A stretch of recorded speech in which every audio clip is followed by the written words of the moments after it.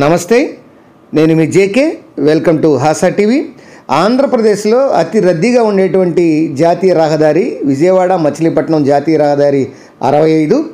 Present ఇది 4 వరుసలుగా ఉన్నటువంటి దీన్ని 6 వరుసలుగా నిర్మించేందుకు జాతీయ రహదారుల ప్రాధికారిక సంస్థ కార్యాచరణ ఆరంభించింది.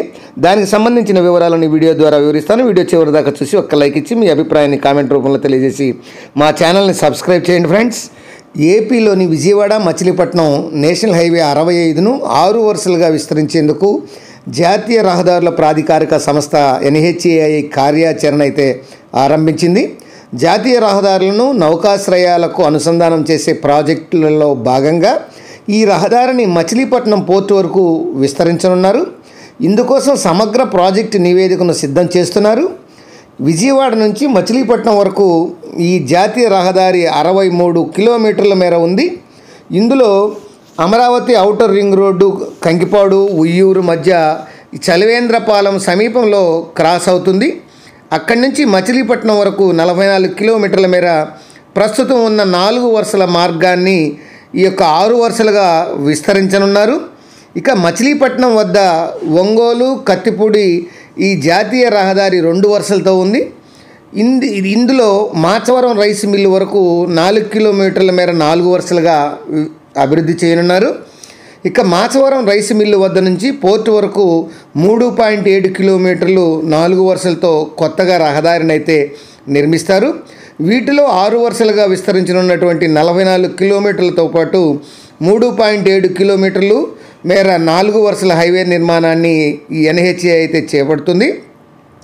ఇక ఒంగోలు కత్తిపూడి హైవేలో 4 కిలోమీటర్ల మేర విస్తరించేటువంటి పనులను కేంద్ర రవాణా మరియు జాతీయ రహదారుల మంత్రిత్వ శాఖ మోత్ అయితే ఈ యొక్క పర్యవేక్షించనుంది.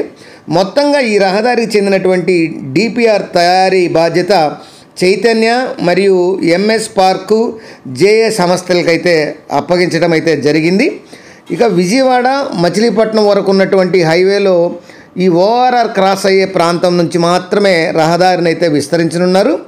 విజయవాడ బెంజి సర్కిల్ నుంచి పోరంకి పెనమలూరు కూడలి కంకిపాడు మీదుగా చలవేంద్రపాలెం వరకు ఈ 19 కిలోమీటర్ల మేర ఉన్నటువంటి ఈ మార్గాన్ని 6 వరుసలుగా విస్తరించడంపై ఇంకా స్పష్టత లేదు.